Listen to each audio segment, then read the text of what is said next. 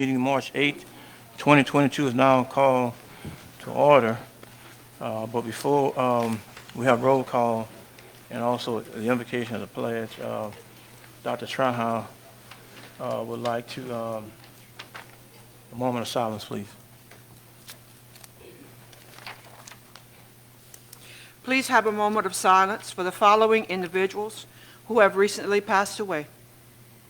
Fern T. Lee, retired school teacher. Angelique B. Blanchard, retired secretary. Emma M. Lines, retired custodian. Yuli L. Odima, retired school teacher. Michael H. Rigsby, retired guidance counselor. Robert E. Spohr, retired school teacher. Russell J. Nakan, retired dispatcher in Transportation Department. And Kenneth Delcom, retired school principal.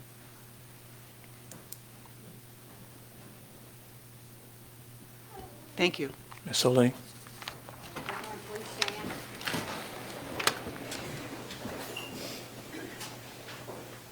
Lord, be with us during this meeting in dealing with the agenda at hand. May we treat each other's opinions with respect.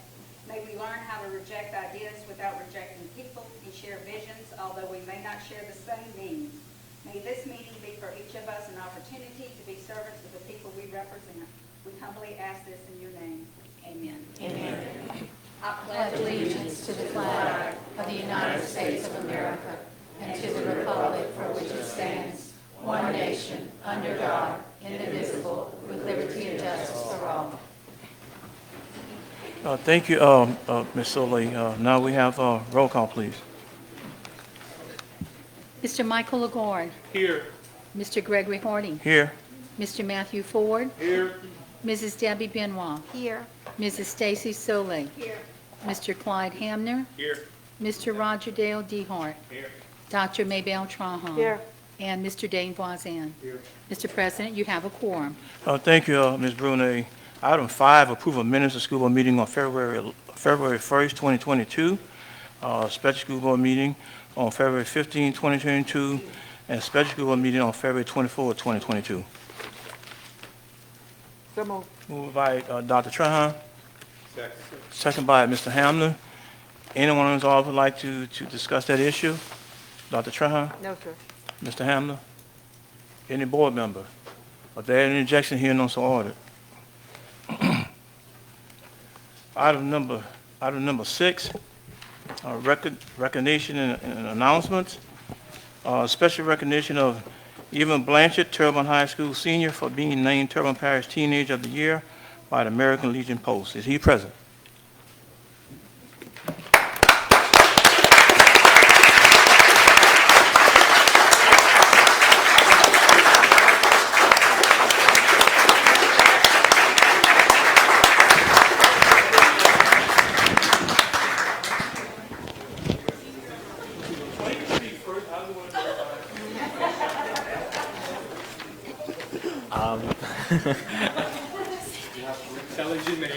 Oh, yeah. My name's Evan Blanchard. I wasn't really expecting to speak, but I just wanted to thank all of y'all for the recognition. I had worked as hard as I could during my school year, and I was very surprised that I even got the award. It wasn't really something I was planning on getting, but I'm glad that I was able to make myself stand out to the point to where I could be recognized for the award. And I'm very thankful for all of you for recognizing me here today.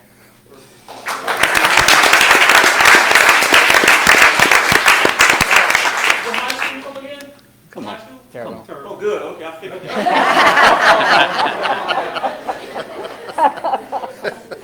Y'all want to stand up? Yeah. He can take a picture.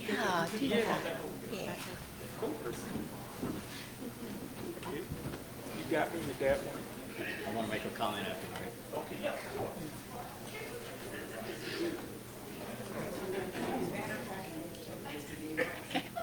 Stand up. You got a wide leg.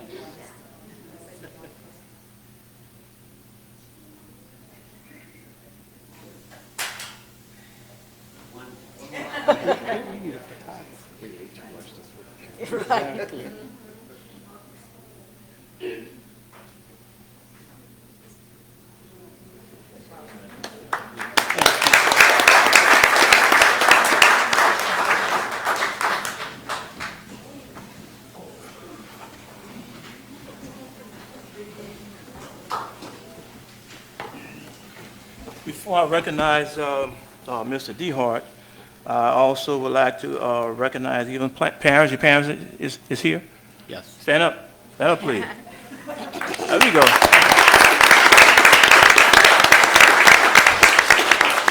right, Mr. DeHart? Evan, again, congratulations, and I want to tell you what you just said earlier. You had a lot of hard competition. I was shocked, but not as much as your mom. I thought I was going to have to call 911. I've never seen this young lady, and she's an employee in our school system. She works hard, but I've never saw her so emotional. So I know she's very proud, and all I can tell you is that I really, really thought we were going to need the medics. So congratulations again. Thank you. Okay. Thank you, Mr. Hardy. Any other board member? Mr. Ford? Evan, once again, congratulations. Now, you know we are looking for some good teachers here in the district, and in about 4 years, you know, you can come right back. I'm pretty sure no one on this panel has ever been student of the year or teenager of the year, so you got to step ahead of all of us, right? So come back and see us. Thank you. Okay. Any other comments? Well, I want to reiterate what everybody else stated. I was kind of joking about Terrebonne High, of course. I mean, y'all know why I said that, but again, that's a heck of again, that's a heck of an accomplishment, young man. And like I said, you have a very, very bright future ahead of you. So just keep up the good work and continue on working hard. Okay? All right. At this particular time, Mr. Martin? Yeah, I'd just like to say congratulations to the young man. I read his accomplishments, and he was far too modest in his accomplishments. They are extensive and overwhelming, and it's certainly easy to understand why he was selected as Terrebonne Parish's Teenager of the Year. So congratulations. Okay. Any other comments? At this particular time, I would like to make a motion to deviate from the agenda to recognize the Eleanor basketball team. Moved by Mr. Ford, second by Mr. DeHart. Anyone in the audience would like to discuss that issue? Mr. Ford? I'm just excited to see them here. I hope they can come up and talk. And Coach Robinson, where you at? I've seen you in, yes. I'm excited to hear you talk. Mr. DeHart?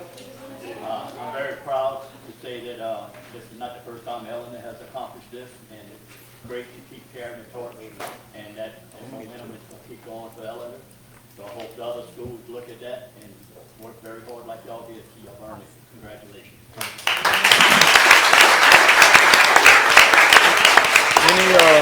Any other board member?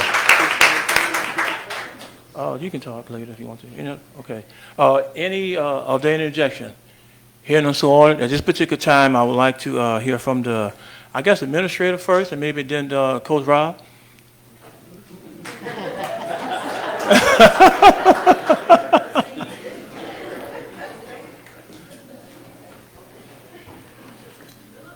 Good afternoon, guys, ladies and gentlemen. Mr. Hardy, this is Ellender Memorial High School. I just want to make sure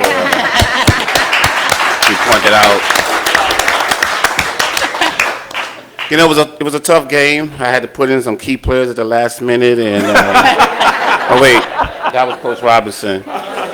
I'm very proud of the girls, the coaching staff, everything they've been through, everything we've been through in the community. They've lost their coach, they lost their gym, they lost their school. Beside and despite all of that, they stayed resilient, they persevered, they overcame every challenge that was thrown at them and didn't complain. They were practicing at 6, 7 o'clock in the morning at Terrebonne's gym, and they showed up. And the proof is the state championship. So I'm very proud of their accomplishments. I think they should get all of the recognition.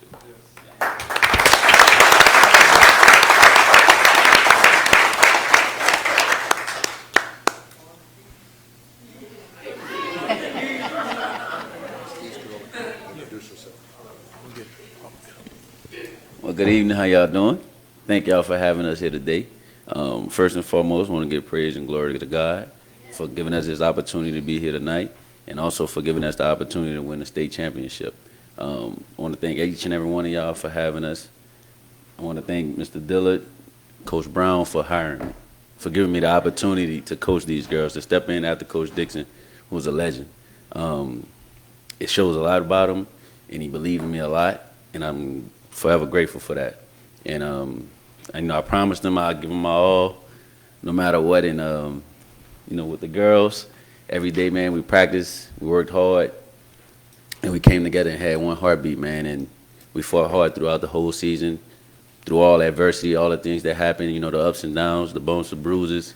And the girls fought hard each and every day, man, each and every game. And when it came to the playoffs, they were locked in and focused. And we overcame obstacles, man. We took out the number 3 seed, number 2 seed, and the number 1 seed. So and it wasn't just for us, man. It wasn't just for us. It was for Coach Dixon. It was for Ellender, for all the things that we done been through, the things that we lost with the school and everything. And it was for our community, man. It's for Homer. It's for every last one of y'all, because we represent y'all when we go out and perform. We represent our city, we represent our school, we represent our parents, the coaches, man. I just want to give a huge shout out to my coaching staff, man. They were there day in and day out, made sacrifices away from their family. The girls, we used to telling them that all the time, man. We could be doing anything right now, but we're here with you guys, appreciate our time, and they did. And it shows with a state championship in memories of Coach Dixon, to give them that 6th ring. And we're pushing for 7 next year. Hey, Coach. Once you get, I know there might be bashful after winning a state championship. Once you get each one of the young ladies to come up and just introduce themselves and let us know who they are. Okay.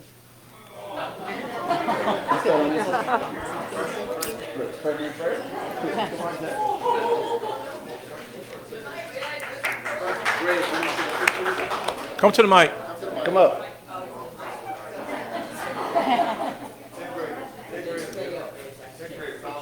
Yeah. Hey y'all, my name's Justice Lark. And what position you play? Forward. Okay. All right. And what grade? She's I'm a in freshman. 9th grade. Okay.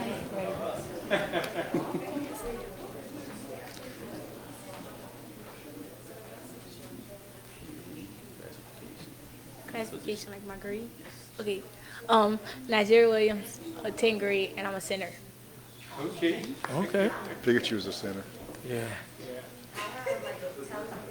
Hey, my name is Lasia Rockware. I'm a forward, and I'm a sophomore in the 10th grade.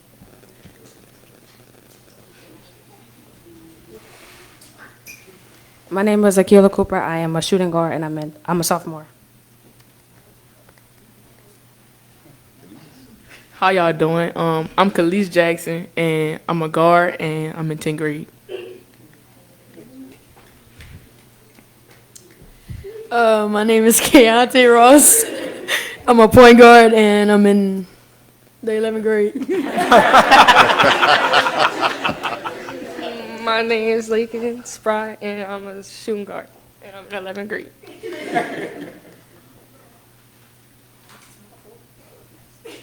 My name is Sage Singleton, and I'm a small forward, and I'm in the 11th grade.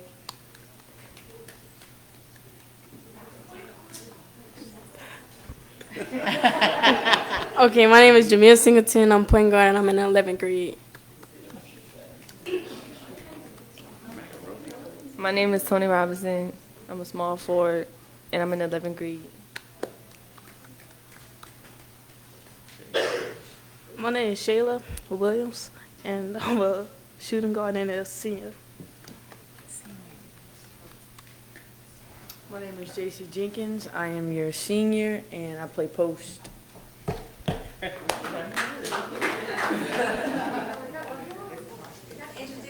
It's the small things. Good evening, everyone. My name is Coach James, and I want to thank you guys for this opportunity and allowing us to come and speak and represent Homer.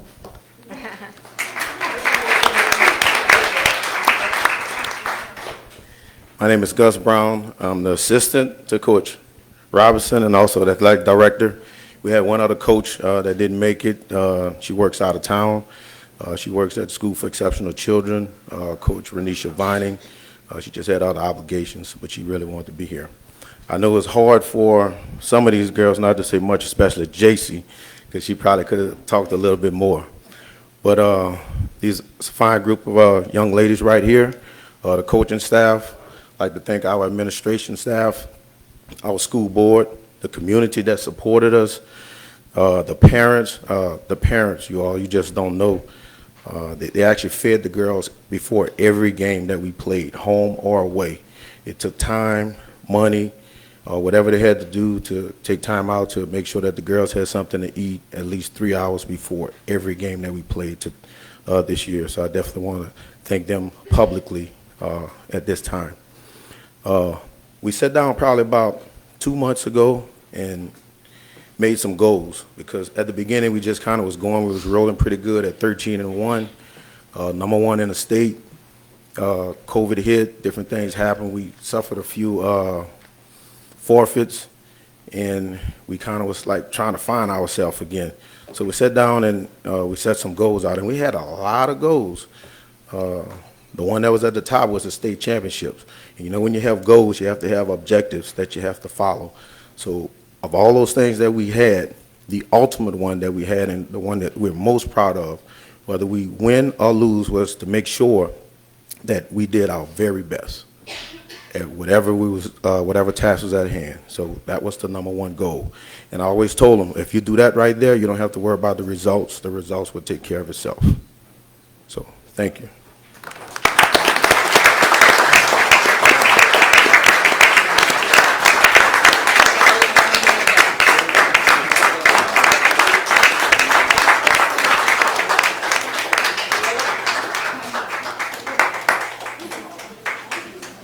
Taller ones in the back. Come on, y'all, tighten up. We probably had to tighten up too.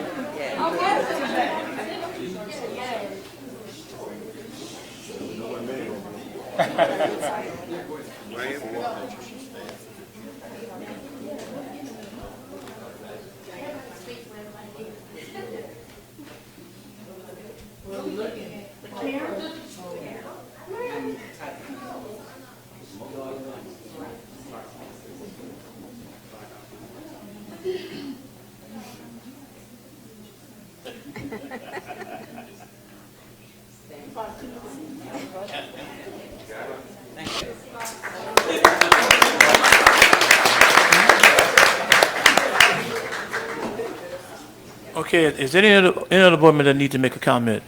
Mr. Lagarde? Yeah.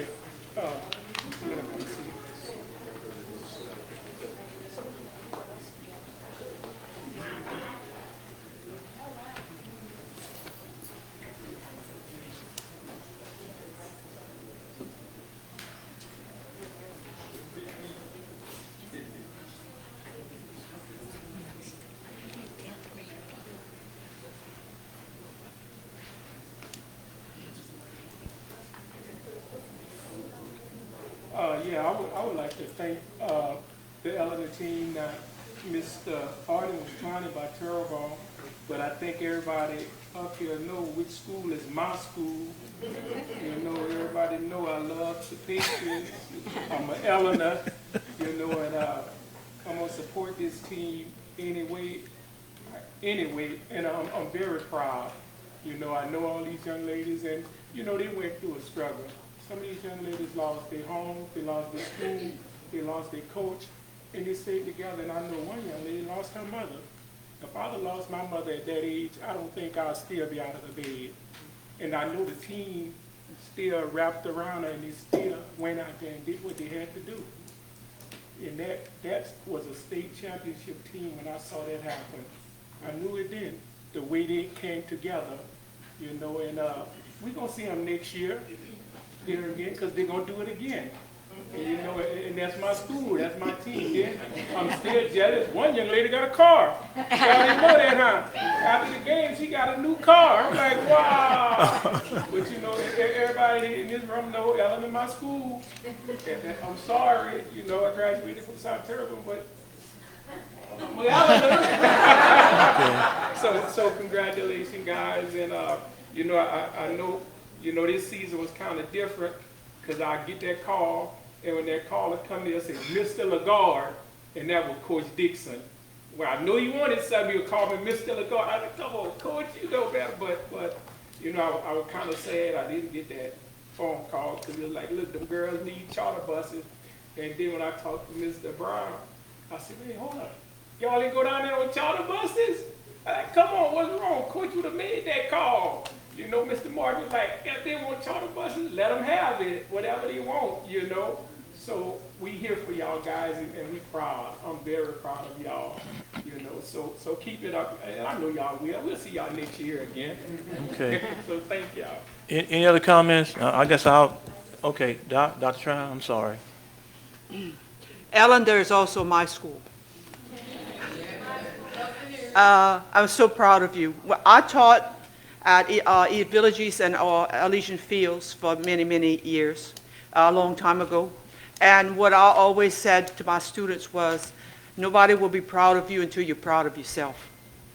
And I know each and every one of you are there tonight. You have arrived. You have the confidence. You can do what you need to do. You are the best in the state. And we're so proud of you. You have arrived. Go Ellender. Mr. DeHart. Yep, I don't want to be redundant. That's part of my district also, a large part of my district feeds into there. But all of us up here represent Terrebonne Parish, and I'm proud to say Terrebonne Parish, Ellender High School, won the state championship. And I'm pulling for all of our high schools, and the competition is always worthy. And I learned that from your Coach Dixon. He was very humble, and I know y'all will never forget him. That school, his legend is here forever. So I will tell you that right now that no matter whose district it's elected in, you represent Terrebonne Parish, and we're very proud of you. So thank y'all again, and keep up the good work. And I'm like Mr. Lagarde, I think we'll see you again next year, because we've seen Ellender many times. So it's time for the boys to step up a little bit. Thank you very much. Congratulations. Okay. Again, to close this off, I definitely won't be redundant. I have so many feelings that's pertaining to what you young ladies accomplished by being a former athlete and going through what you went through. I couldn't imagine it. I don't think any of us up here had to go through what you had to go through, like Mr. Lagarde said, losing your home and losing a parent.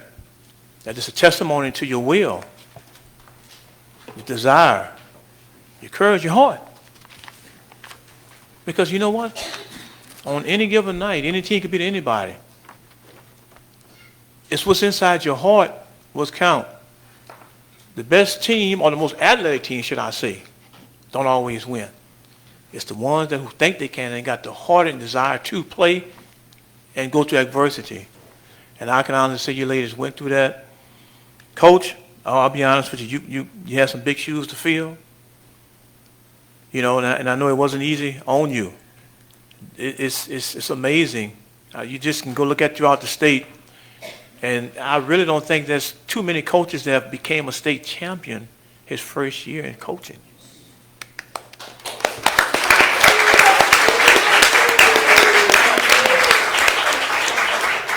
And we know you didn't do it by yourself, but you was at the top. You know, that's a heck of an accomplishment.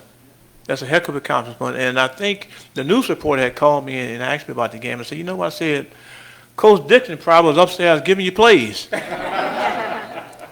No, but on a more serious note, thank you, ladies. And like Mr. DeHart stated, I'm calling about Terrebonne High, but guess what? We all are proud of you, because guess what? You represent Terrebonne Parish. Keep up the good work, and guess what? We're looking forward to seeing you again next year. Thank you. Mr. Martin. Ladies, the significance of winning a championship, a state championship, probably escapes you right now. I know you're euphoric and happy, but the magnitude of that will grow as you get older, and you will cherish it even more and more as each year goes by. I heard Bobby Hebert, quarterback of the Saints, say one time, what was his biggest thrill as an athlete? You know what he said? When they won the high school state championship. So we're all patriots tonight. Now, I might add, I spent 8 years at Ellender, so I am a patriot, so I'm going to have a little inside advantage. But ladies, your accomplishments on the court are certainly remarkable. This is number 6 for Ellender. But, you know, you are all proteges of the coaching staff, and you conduct yourself so well as ladies. You represent all Terrebonne Parish, not Ellender, extremely well. We're very proud of you. Thank you, ladies. Any other comments? All right, Coach, right now, we getting ready to go into our regular meeting. I mean, if you want to let the young ladies go, you're free to go. Thank you again for coming.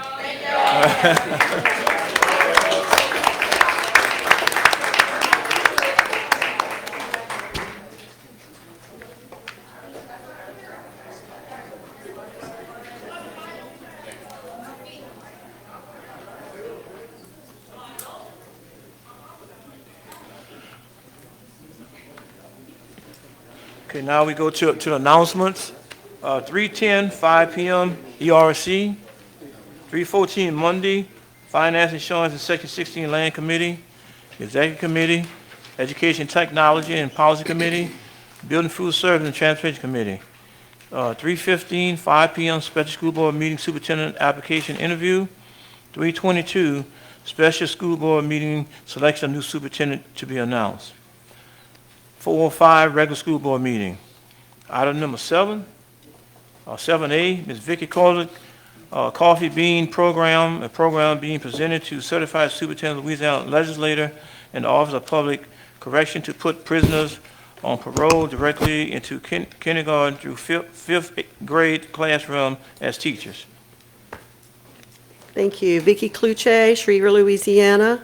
Thank you for allowing me to be here tonight.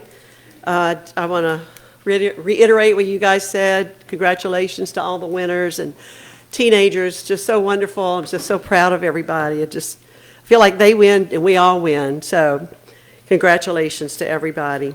So I'm here tonight as representative of We the People, Bayou Chapter. And just to reiterate, I want to read to you our vision and our mission.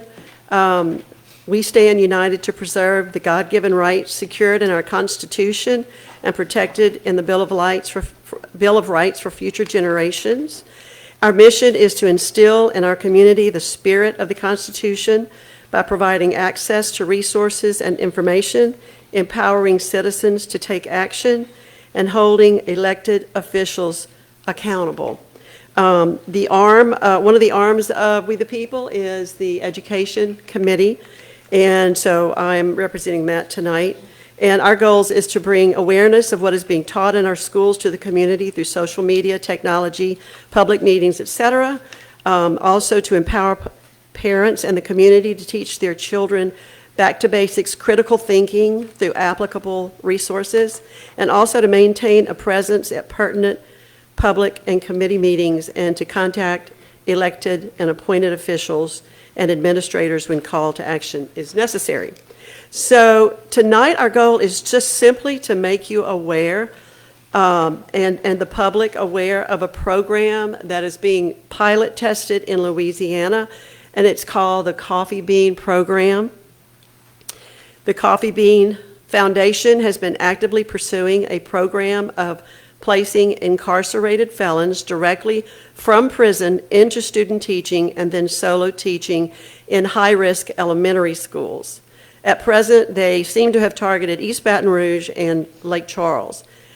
And I will read just a quick little excerpt of an email from James LeBlanc, who is Secretary of the Louisiana Department of Public Safety and Corrections, to all of the head wardens at the Louisiana prisons in Louisiana. The subject is Teacher Certification Program, and this is just a few sentences. It says, in association with the Be a Coffee Bean Foundation, the Louisiana Department of Corrections will host a program intended to positively impact Louisiana's African American elementary age at-risk populations. The vision of this program is to search our state prison population, to identify 5 African-American men who have low-level criminal offenses, the aptitude to test into college, and the desire to teach and lead children as both an educator and a positive male role model. I provided you with a document. I don't know. Your 3 minutes are up. Sorry. Ms. Benoit, second by Mr. DeHart. Anyone else would like to discuss that issue? Ms. Benoit, Mr. DeHart? Any board member of that injection? Hear none, so ordered. Thank you. So I've provided you a document that describes the crimes that would be permitted for participants in the program. I don't know if you have that in front of you. Okay. So I know you guys are really, really busy and you have a lot of reading and research to do on a regular basis. So what I did is I printed this out for you and I just highlighted a few items so it would be easy for us and really fast. So at the bottom of the first page, everything that's highlighted are crimes that are okay to be able to teach in this program. Voyeurism, peeping Tom, manslaughter, next page, criminal neglect of family, prostitution, soliciting for prostitutes, inciting prostitution, several other prostitution crimes it lists, contributing to the delinquency of juveniles, cruelty to the infirm, obscenity, operation of places of prostitution, penalty for distribution or possession with intent to distribute narcotic drugs listed in Schedule 1, Schedule 2, Schedule 3, Schedule 4, and Schedule 5. And just a little research, Schedule 1 would include a heroin dealer, and Schedule 2 would include a fentanyl dealer. And then on the next page, it's talking about what the current regulations are to be able to teach in the classroom if you have a record. And one of those is that there has been successful completion of all conditions and requirements of any parole and or probation. The applicant must provide relevant documentation. The Coffee Bean program seeks to skip this, skip parole, and go directly from prison into the classroom, from what we understand. So that would mean that it would be putting that person directly into the classroom of your kindergartner, your first grader, your second grader, your third grader, your fourth grader, your fifth grader. The citizens of our parishes and school districts may or may not want this program to come to our state or our beloved parish. They should be made aware that it exists and be given the chance to speak to their school board members, administrators, and parents. That's actually a quote from a parent that, one of the parents that we spoke with. And so we ask you to seriously consider the validity of such a program in Louisiana. It's not in Terrebonne Parish right now, but you know how you kind of go to bed one way and you wake up the next morning and something's crept in and we didn't even know about it. So we get the opportunity to be prepared for that. We are absolutely in favor of rehabilitation and second chances. I'm sure many of us ourselves. Ma'am, your last 3 minutes are up. If anybody want to entertain. Got like 30 more seconds. Okay. Hold on. Moved by Ms. Benoit, second by Mr. DeHart. Anyone in the audience would like to discuss that issue? Ms. Benoit? Mr. DeHart? Are there any objection? Show one objection. Show one objection. You can go, ma'am. Thank you. We are absolutely in favor of rehabilitation and second chances. I'm sure many of us ourselves or have loved ones or friends who have been in need of second chances. But do we want an experiment performed on the backs of our precious children? This program cites no studies that show incarcerated felons will not recidivate or relapse under this program at rates lower than other conditions. It can set up prisoners for failure. It could place the felon and our children at risk. This means that the transition to living under the pressures and stressors of the world outside of the prison walls will take place while in high-risk elementary schools. I'll say it this way, while teaching our babies. Why not engineering or electrician? Why do the experiment on our children? This will be an issue also to be discussed while vetting school board candidates as well as other legislative candidates. Just wanted you guys to be aware.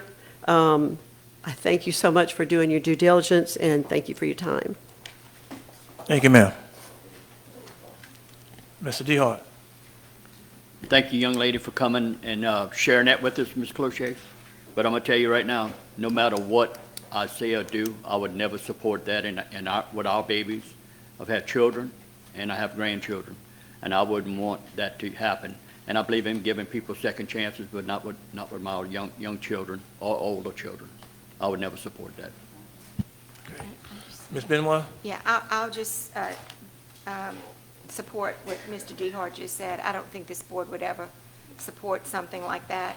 I appreciate that information that Ms. Cloutier provided to us tonight. It wasn't something that I was aware of previously. Thank you. Mr. Ford? Any other comment? Dr. Trahan? I agree with my fellow board members. Mr. Lagarde? I think some of that was cherry picked, because I know the program, and the people who designed the program, looked them up. There wasn't a bunch of knuckleheads. There was educators, PhDs, professional people who started the program. So I don't think they're just going to throw any criminal in there, because we do got a lot of people, maybe with those charges, but they got a lot of other stuff, and I think you left out a lot of other stuff in the program. So I would tell my board members to look at the whole program, not bits and pieces, and then make your decision, because it's not that simple. She made it sound simple, but it's not that simple. I don't think nobody gonna put their kids or babies at risk. And it wasn't knuckleheads who designed the program. It was professional people, just like us, who designed it. So I would like you to look at the program in detail and make a decision before you voice your opinion on it, and know the program, just like she looked at it, you review it for yourself. That's all I'm saying. Mr. Vizan? Yes, thank you, Ms. Vicky, for bringing that to our attention. Like Ms. Benoit said, I wasn't aware, and I'll echo what most of the board members, I believe, are saying.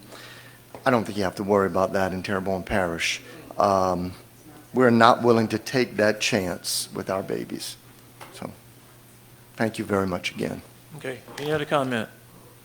Okay, item 7B, the Sarah Champagne SEL Social-Emotional Learning being implemented in Terrebonne Parish School Code of Conduct for all employees who have contact with children and students.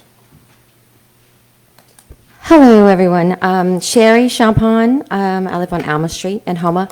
Hi, everyone. Thank you for being here and having us again. So I'm going to jump right into it so we don't have to extend this very long, because what I have to say is you've already heard some of it. I'm just going to elaborate on it and educate you a little bit on what's going on.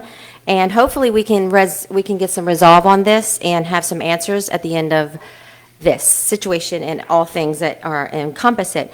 So first of all, when we say we don't have critical race theory in our schools, we do.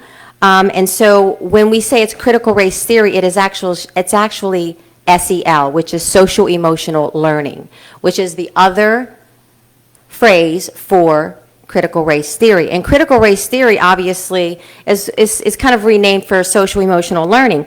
In Terrebonne Parish, we have approved social emotional learning. It's right here. This is our approval. This is the implementation of it into the parish. The implementation of social emotional learning, for all of you guys that may not know. And maybe you approve this without going through it, without understanding the depth of where this is going.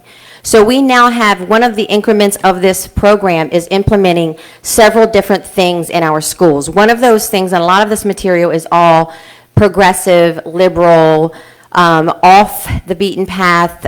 It's all geared towards social justice, transgender identity, gender identity, homosexuality, all of the things that encompass social emotional learning. That's what it is. One of the books that we have chosen is An Unconscious Bias. This was given to a kindergarten teacher here in Terrebonne Parish to introduce to her class, which is a test school. We have several test schools in Houma just for this material.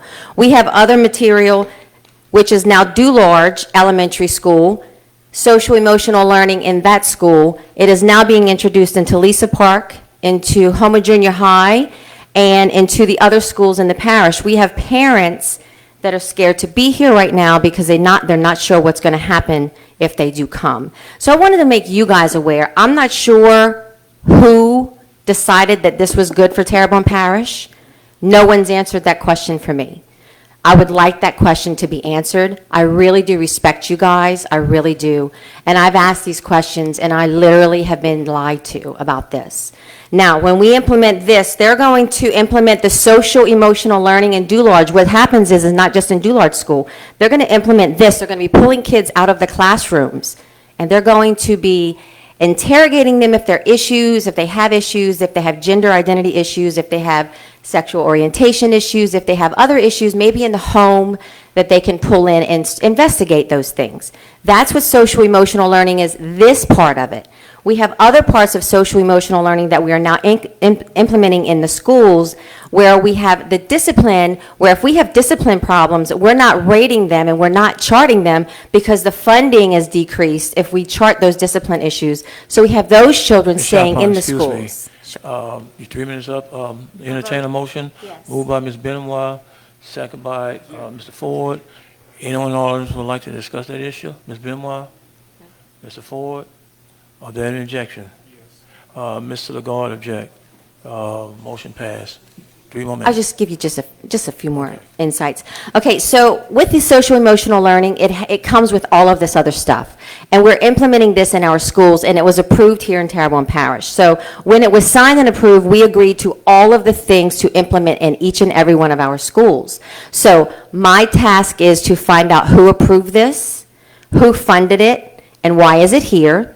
And of course, as the board, I would like to, all of you to maybe get on that and help me find out those answers, because we now have an army of parents who would like to know that, and it needs to be removed. The funding, whatever that may be, wherever that goes and however that happens, whether it's returned or we can work that out in another way, but we cannot continue having social emotional learning in our schools. Now, one of the people that we use, Agenda for Children, there is a huge, broad aspect of foundation and organizations that implement their programs into our schools, and once we pay them, we have to do what they say. So when Bubba, Mr. Orgeron right here, we spoke, he was at one of our Republican women's meetings, and that night, I was meeting with him the next day, he had stated that he did not know we were not going to have critical race theory in our schools.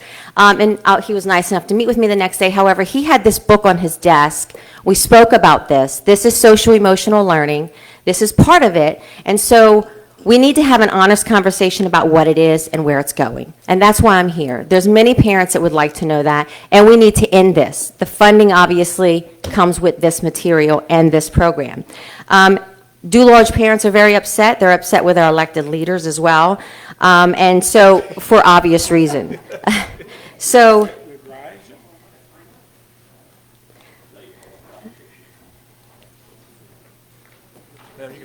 okay. So, thank you. We'll go on to the code of conduct that I'm asking for within our school system. So we currently have some teachers, and I've also spoken with Mr. Augeron about this as well, some of the teachers that they're having issues with doing what they would like in the classrooms or whatever that may be. Some of them may be injecting their ideas and whatnot in the classroom. The code of conduct for our teachers should be, and we all need to work on this. We currently have teachers, one of which is actually here tonight. At last meeting, we tabled the PG-13 material, correct? Well, after that meeting, there was someone asked a question on one of the pages and asked for an answer, and I explained what that was. Well, this particular sir, which is Justin Ward, proceeded to take that, he's a teacher now, H.L. Bourgeois. He proceeded to take my personal information and my photo, and a photo of me with my deceased granddaughter. Point of order. Yes. Stay on topic. So this is the code of conduct and why we need it. Okay, this is one of our teachers. Well, and Justin Ward do not teach at H.L. Bourgeois. Well, this, It's a different Justin Ward. Okay, you got two different Justin Ward. But, So- but stay on topic. I am, I'm trying to. So, Okay. I mean, like, you know, Yeah, we don't have interrupting to- is right, we don't kind have of to killing my call time. out Teachers' names. So and the all that, reason, Okay. okay, so let me explain to you what this teacher did. This teacher put my personal information. Your 3 minutes are up, and anybody would like to give us extended time? I just want to finish this right here. That's it. Okay. Yes, Just let me finish up real quick. Okay. So we can fix this, because we really do need to fix this.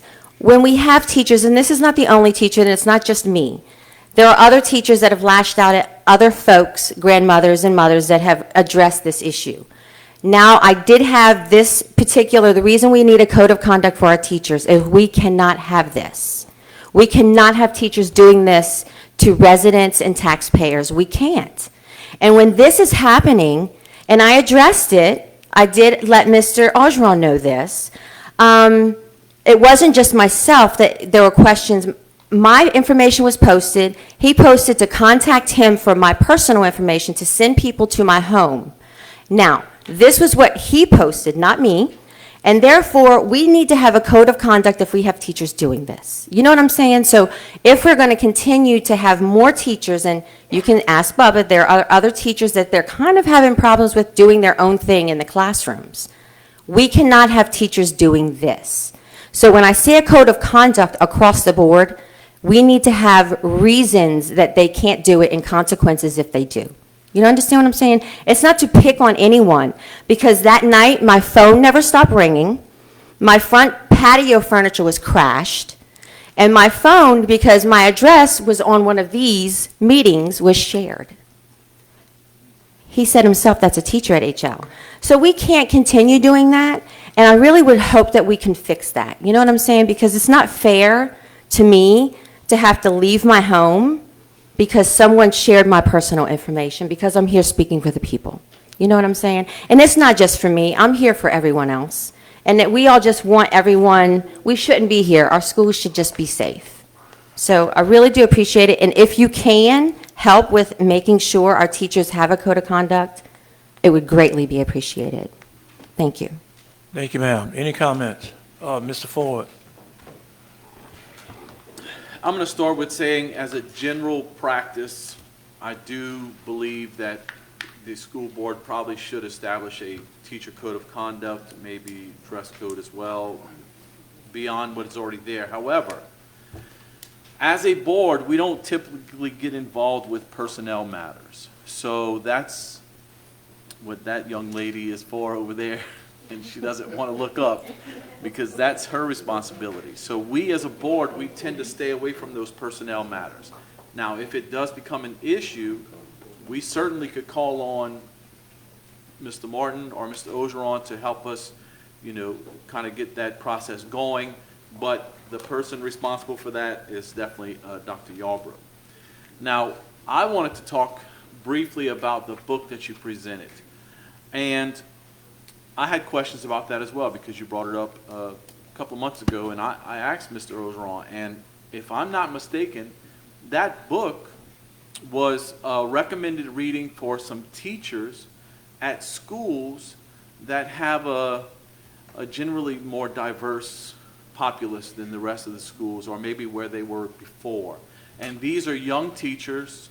Maybe they come from a fluid background and they're not really used to dealing with these type of kids, so it was an opportunity for them. Hold on, no ma'am, no ma'am. So, first off, I gave you your time, okay, Sherry? We've been knowing each other 30 years. Don't interrupt me, okay? We're not going to play that game.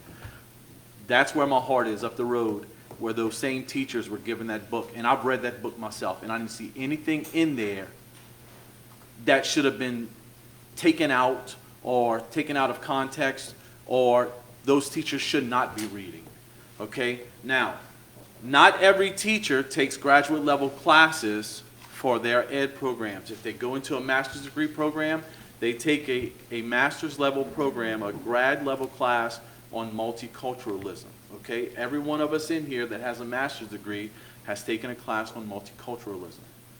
We are better equipped to deal with those situations. A lot of those teachers there are young, fresh out of college. This is the first experience they have with that demographic, okay? So yes, they do need to read, and a lot of times they want to read because they want to know what they're dealing with, and they're compassionate, and they're excited about the opportunity they have. They want to do the best they can, and they want to service that group of students, my babies, okay? So I have no problem with that book being shared. In fact, every one of us board members could probably benefit from reading that book, and many others. Now, on top of that, you brought up Mr. Ward. I have the highest respect for Mr. Ward and for the content for which he was trying to share with his student, which is Roots, which is a movie that every one of us in here probably could benefit from watching, okay? Because we talked about this at the last meeting. I'm not going to get any further because it does bring up some things from my past that I didn't appreciate about the way I was brought up, and I wasn't allowed to watch that movie.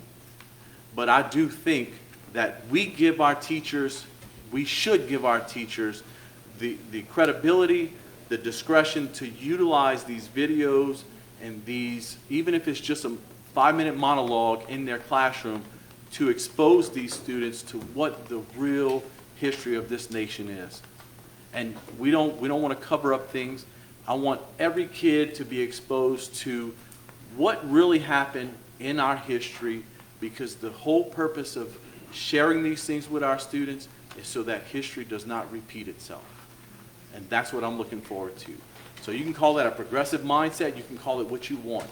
I'm telling you, I want all of our students in this district to know of the atrocities that happened in this country and that do not happen, but could very well likely happen again if we don't educate them on our past, on our history, and how we brought that to an end. That's all I have. Mr. DeHart.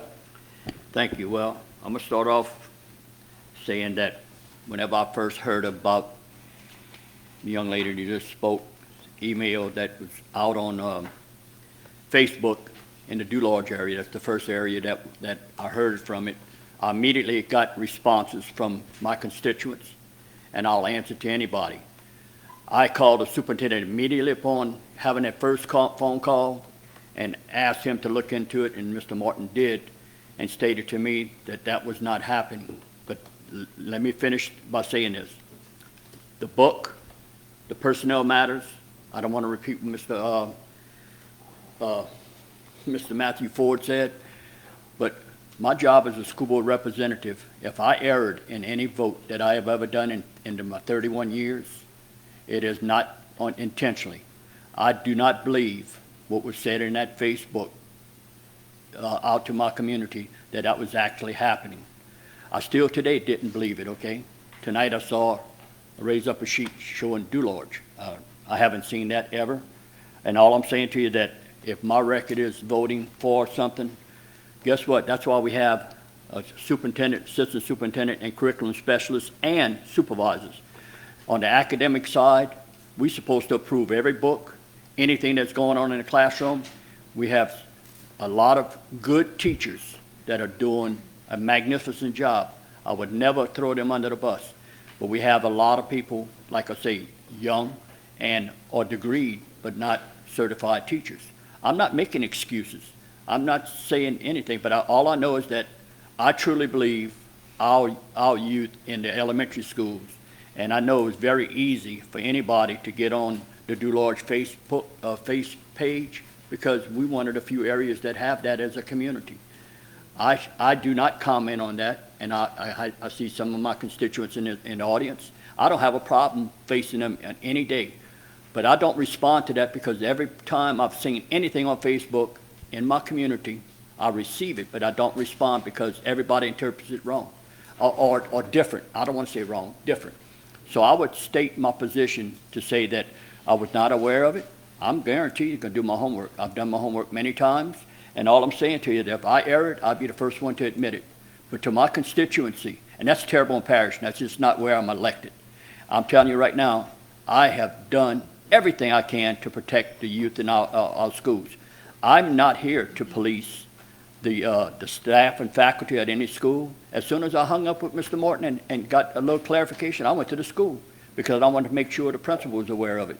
And she told me, and I truly believe her, that our employees are not doing that.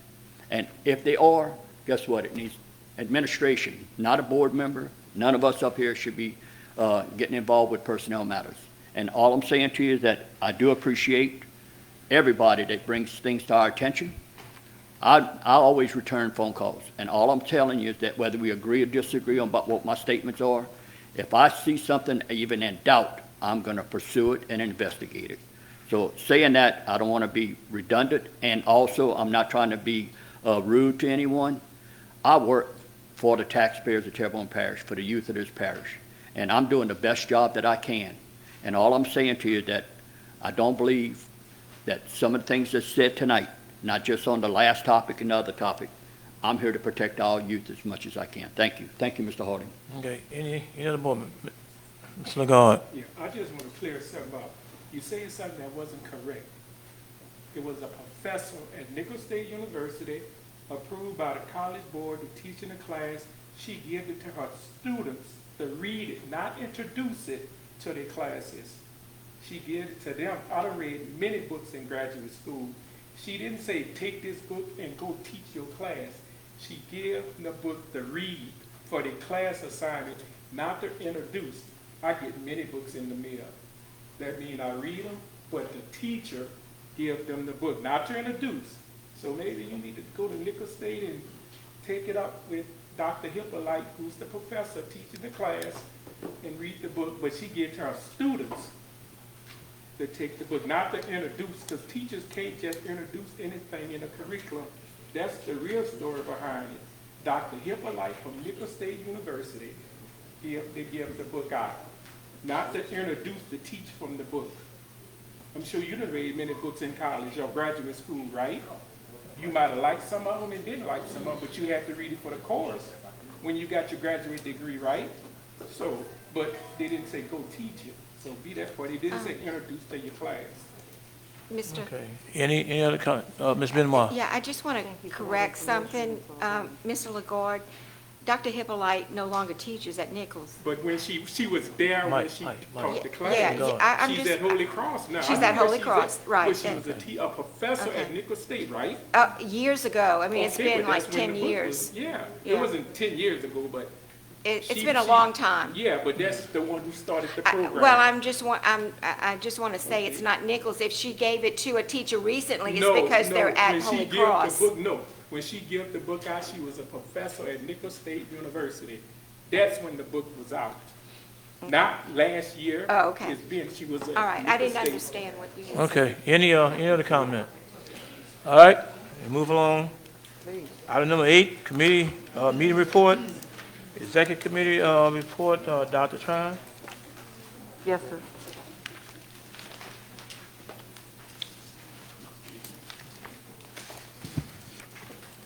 The executive committee met at 4:30 on Tuesday, February 15, 2022, in the board meeting in the boardroom of the school board office with the following members present.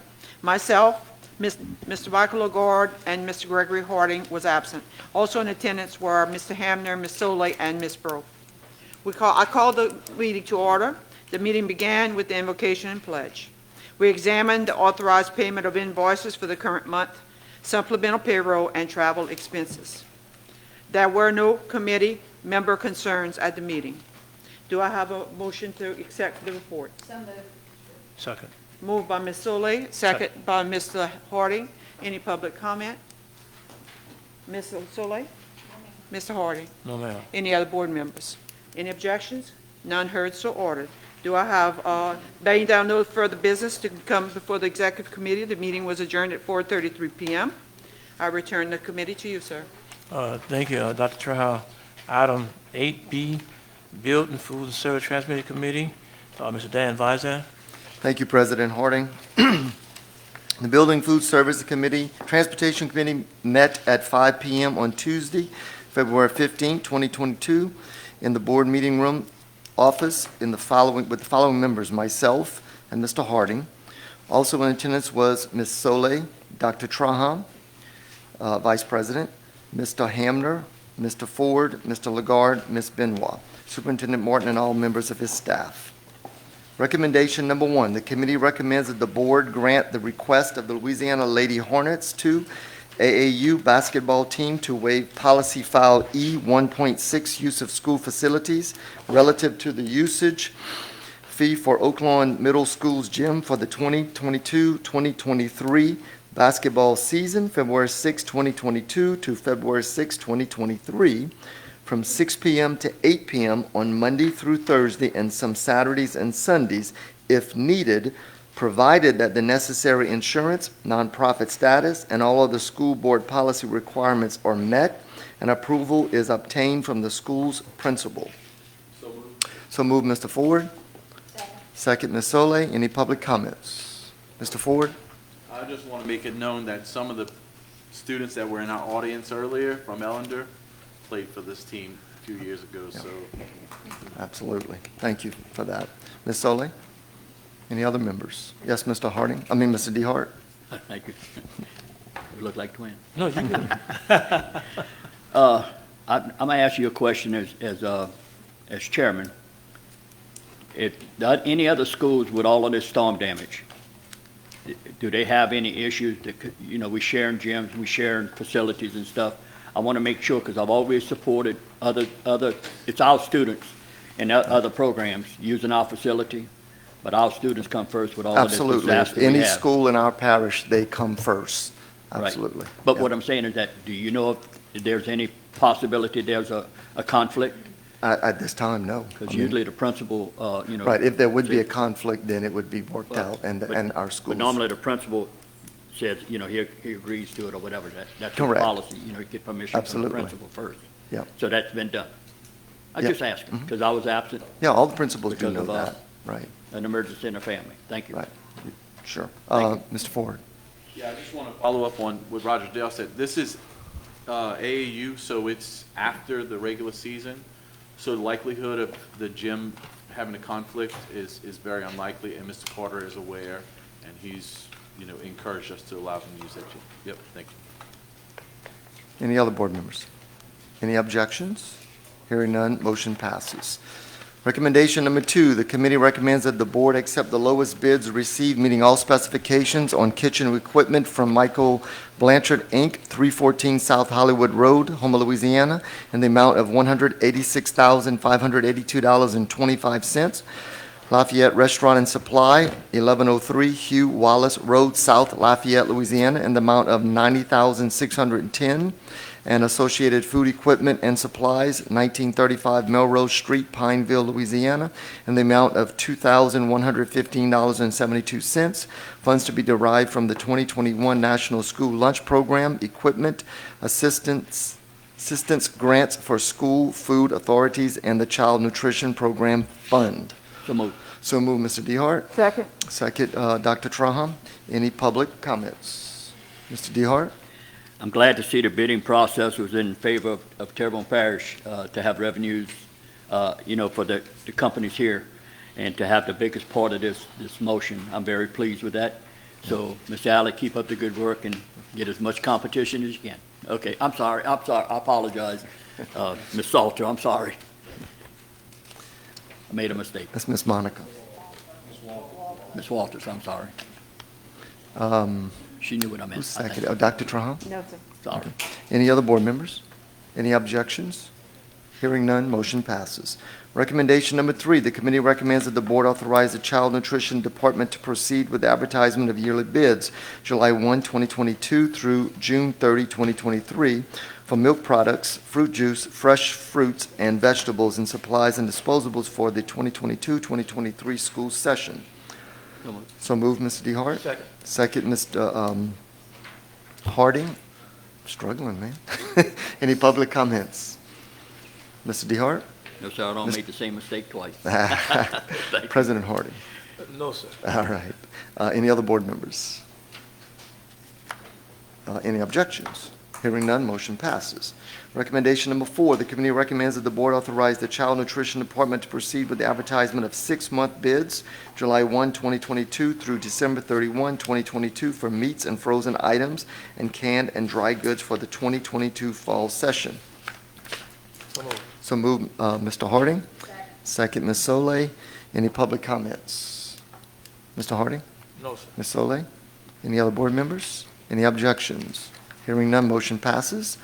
Recommendation number 5, the committee recommends that the board declare as surplus a portion of property as per the attached map measuring approximately 1.083 acres located at the rear of Elysian Fields School. Authorize the sale of the property via any method allowed by Louisiana law, pending board attorney review and approval, and further authorize the board president to sign all necessary documents pertaining thereto. So moved.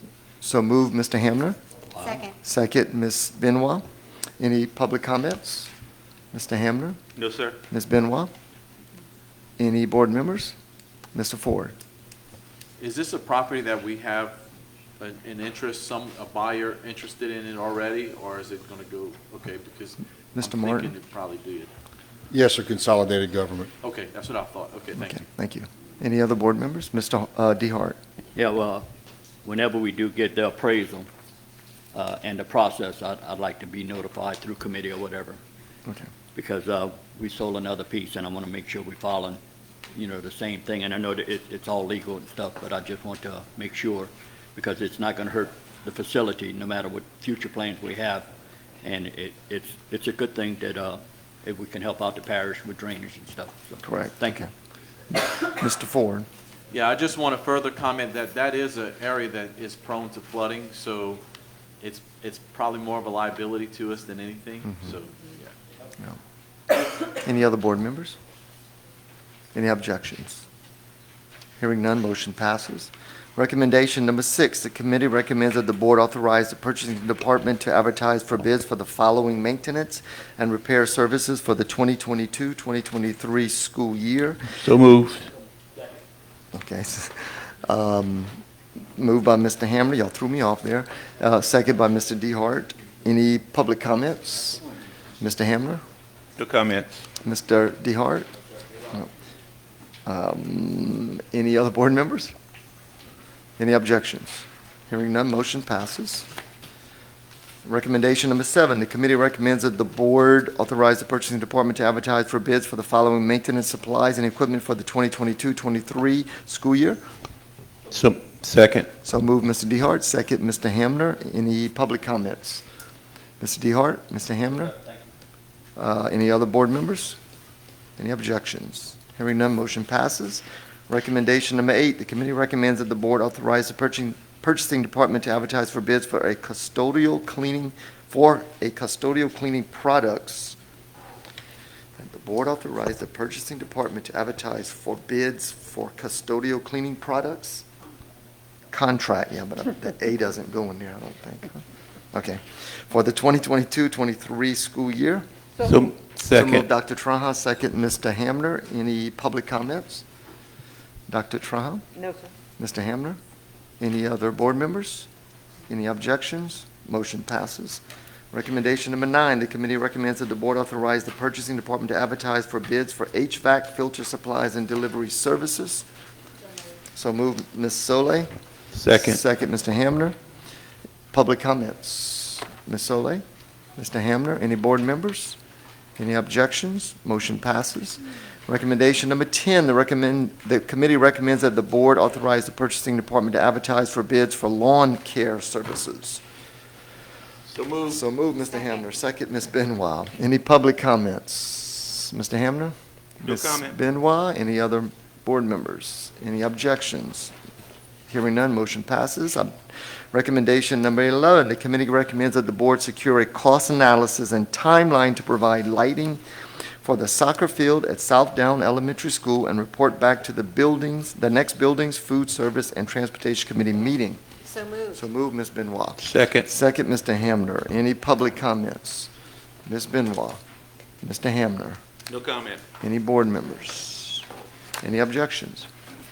Hearing none, motion passes. There being no further business to come before the Buildings, Food Service, and Transportation Committee, the meeting was adjourned at 5:50. I turn the meeting back over to you, President Harding. Thank you, Mr. Vice. Item 8C, I'm sorry. Finance, Insurance, and Section 16 Land Committee. Mr. Clyde Hanna. Thank you. Members of the board, the Finance, Insurance, and Section 16 Lands Committee met immediately following the 5 p.m. Buildings, Food Service, and Transportation Committee meeting on Tuesday, February 15, 2022, in the boardroom of the school board office with the following members present. Myself, the chairman, Mr. Mike Lagarde, vice chairman, and Ms. Stacy Soleil, committee member. Also in attendance were Mr. Greg Harding, president, Dr. Maid Beltran, vice president, Dane Voisin, Matt Ford, Debbie Benoit, Superintendent Martin, and members of the staff. The meeting was called to order, and Mr. Lynn Fontaine, Senior Vice President of Hub International, presented information on the group health claims for the calendar year 2021, followed by a presentation by Mr. Reggie Dupre, Executive Director of Terrebonne Levee and Conservation District, who addressed the following motion, which reads, the committee recommends that the board grant a right-of-way to the Terrebonne Levee and Conservation District on Section 16, Township 20 South, Range 16 East, for the purpose of levee construction and levee maintenance pending board attorney review, and further authorize the board president to sign all necessary documents pertaining thereto. Moved by Mr. Dehart. Second by Mr. Voisin. Any members of the public wish to address this motion? Mr. Dehart? I'd like to ask Mr. Martin a question, if I may. Yes, you may.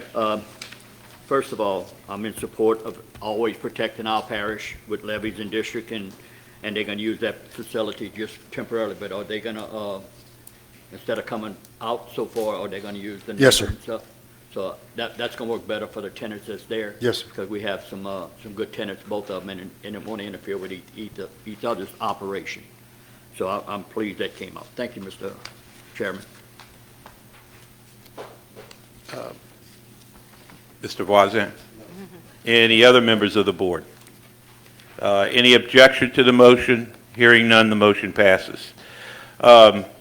Next up, Ms. Rebecca Bro, Chief Financial Officer, presented revised budgets for several of the operating funds.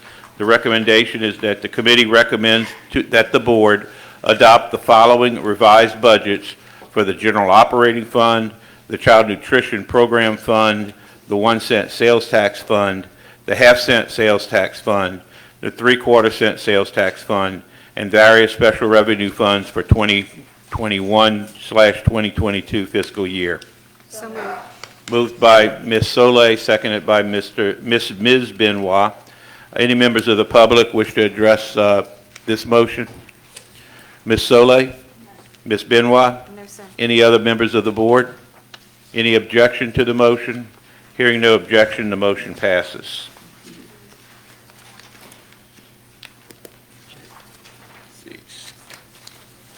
Skipping right along.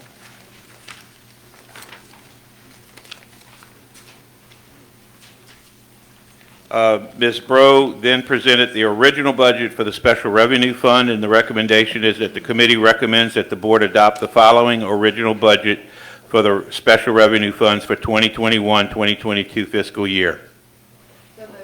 Moved by Ms. Soleil, seconded by Mr. Voisin. Any members of the public wish to address this motion? Ms. Soleil? Mr. Voisin? Any other members of the board? Any objection to the motion? Hearing none, the motion passes. Next, the committee addressed a one-time salary supplement for the fiscal year 2021-22. The recommendation from the committee is that the board approve a one-time salary supplement for fiscal year 2021/2022 for all full-time employees in the amount of $1,500 for all instructional professional employees, $750 for all non-instructional support employees, and $300 for all regularly scheduled 20 hours per week part-time employees employed as of February 25th, 2022, prorated for those employees on employment date on or after January 3rd, 2022, monies to be derived from ESSER 2 funds payable in March 2022. So moved. Second. Okay. How about a unanimous second? Unanimous second. Yeah, Okay. unanimous second. Any members of the public wish to address this? I'd just like to say a couple of things about this motion. The bonus is our way of thanking our employees at all levels for placing themselves on the front line during the COVID-19 pandemic, as well as enduring the ongoing recovery efforts of Hurricane Ida. Against incredible odds, our employees are carrying the responsibility of teaching values to our kids, shaping their future, getting our children to school and home again, feeding them, nursing them, and keeping the schools clean.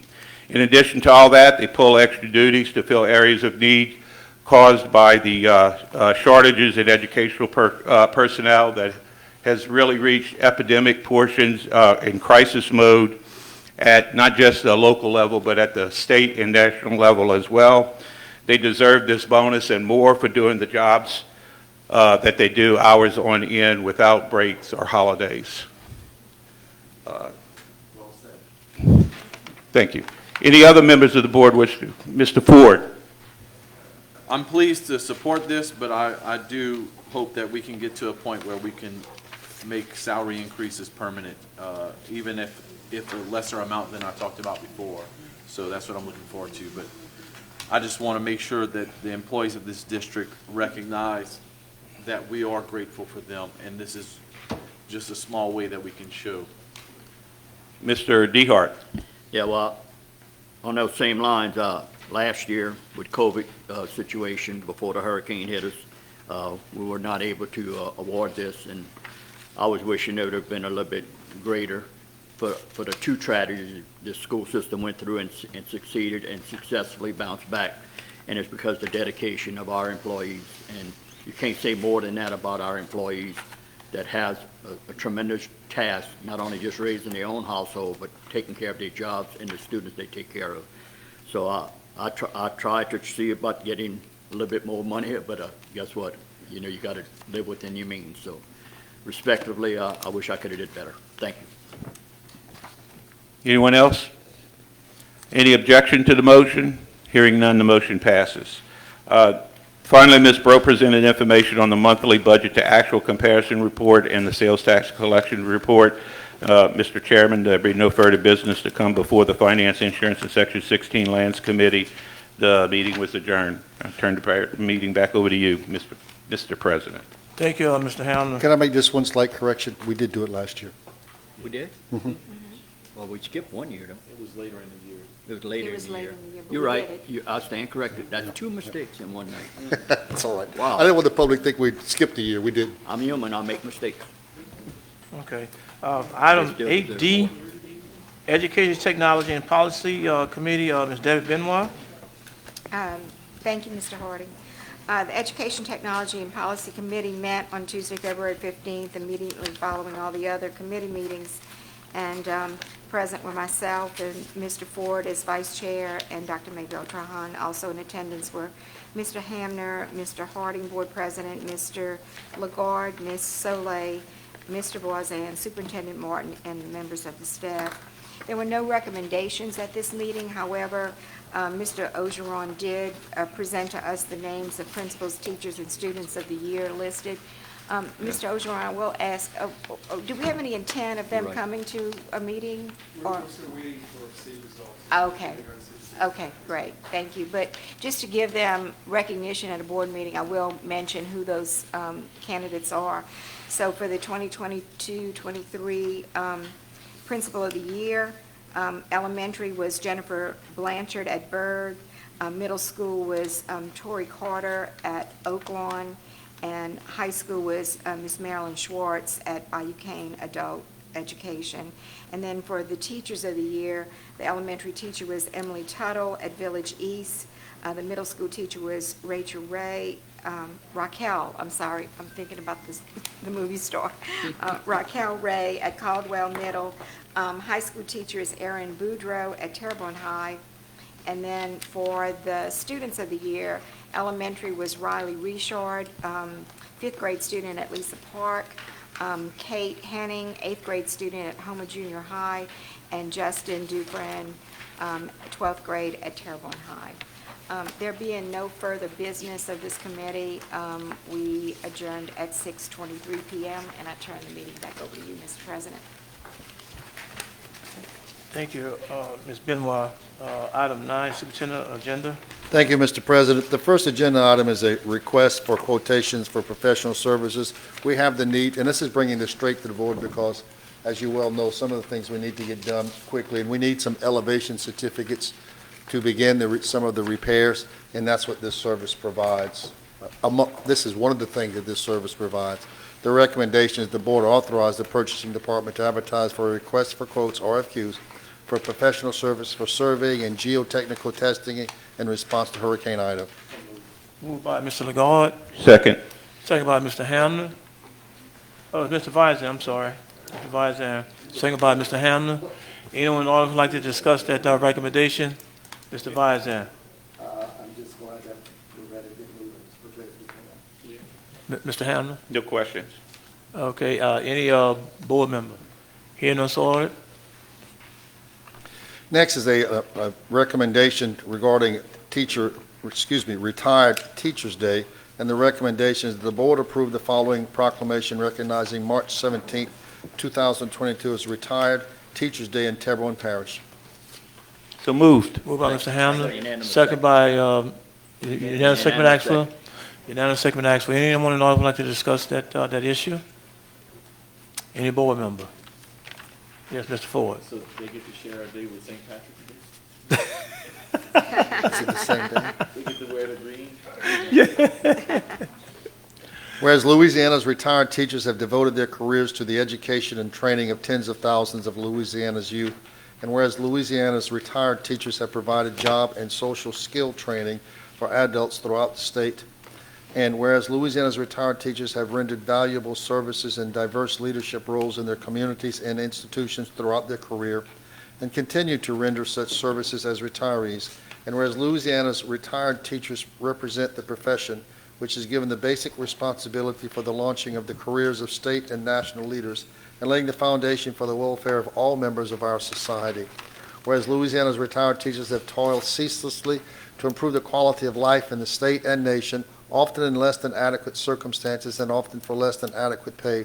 And whereas Louisiana's retired teachers represent a tremendous pool of experience and training which remains dedicated to the betterment of society everywhere, and whereas Louisiana's retired teachers represent a loyal, patriotic, and concerned citizenry which provides a dedicated and dependable support to leaders in our community, state, and nation, now therefore be it resolved that by proclamation of the Honorable Governor John Bell Edwards, the Terrebonne Parish School Board also recognizes and hereby proclaims March 17, 2022 as Retired Teachers Day, and be it further resolved that copies of this resolution be forwarded to all Terrebonne Parish public schools and office buildings. The next recommendation is the board approve the resolution recognizing April 25th through 29th, 2022 as Secretary's Week, and that April 27th, 2022 as Secretary's Day. Second. Moved by Mr. DeHart, second by Mr. Hamner. Anyone else would like to discuss that issue? Mr. DeHart? No, sir, thank you. Mr. Hamner? Any other board member? Are there any injection? Hearing none, so ordered. Whereas April 25th through 29th, 2022 has been proclaimed as Secretary's Week, whereas Wednesday, April 27th, 2022 has been designated as Secretary's Day, whereas school and department secretaries are responsive to the well-being of students, professional personnel, support personnel, parents, and the community, and whereas the Terrebonne Parish School Board wishes to publicly recognize the contributions that the school and department secretaries make to the educational process in our district, now therefore be it resolved that the Terrebonne Parish School Board hereby recognizes the week of April 25th to the 29th, 2022 as Secretary's Week, and April 27th, 2022 as Secretary's Day, and expresses deep appreciation to the secretaries for their unselfish service to schools, departments, and the community. And be it further resolved that copies of this resolution be forwarded to all Terrebonne Parish public schools and office buildings. I have some recommendations for FMLA leaves. The first is a recommendation that the board approve an FMLA leave in accordance with policy file F11.48 for Betty Harris, paraprofessional at Schriever, beginning January 31st, 2022 through April 6, 2022 for medical. So moved. Moved by Ms. Benoit. Second. Second by Mr. Hamner. Anyone else to discuss that issue? Ms. Benoit. Mr. Hamner. Any board member? Or the injection? Hearing none, so ordered. The board approve a family and medical leave in accordance with policy file F11.4A for Shakendra Short, school bus operator and transportation department, beginning February 1st, 2022, April 6, 2022 for medical. So moved. Moved by Mr. Hamner, Second. second by Dr. Trahan. Anyone else like to discuss that issue? Mr. Hamner, No, sir. Dr. Trahan. No, sir. Any board member? I just have- Ms. Benoit. Yeah, just a quick question. I see that we have a list of these. Are we going to have difficulty filling these positions? Well, yes. That's what I thought the answer was, unfortunately. Yeah, well, it is unfortunate. I mean, there's nothing we can do. That's the reality of it, Yeah, yes. It's the reality. Where are we now? I kind of lost my place. The third recommendation. The third one, the board approve a family and medical leave in accordance with policy file F11.4A for Lisa Griffin, school bus operator, transportation department, beginning February 18th, 2022 through March 7th, 2022 for medical. So moved. Moved by Mr. Hamner, second by Dr. Trahan. Anyone else like to discuss that issue? Mr. Hamner, Yes, sir. Dr. Trahan? No, sir. Any board member? Hearing none, so ordered. Next recommendation, the board approve a family and medical leave in accordance with policy file F11.4A for Alyssa Rhodes, teacher at Legion Park Elementary, beginning February 21st, 2022 through March 11th, 2022 for family. Moved by Ms. Solé, Second. second by Mr. Ford.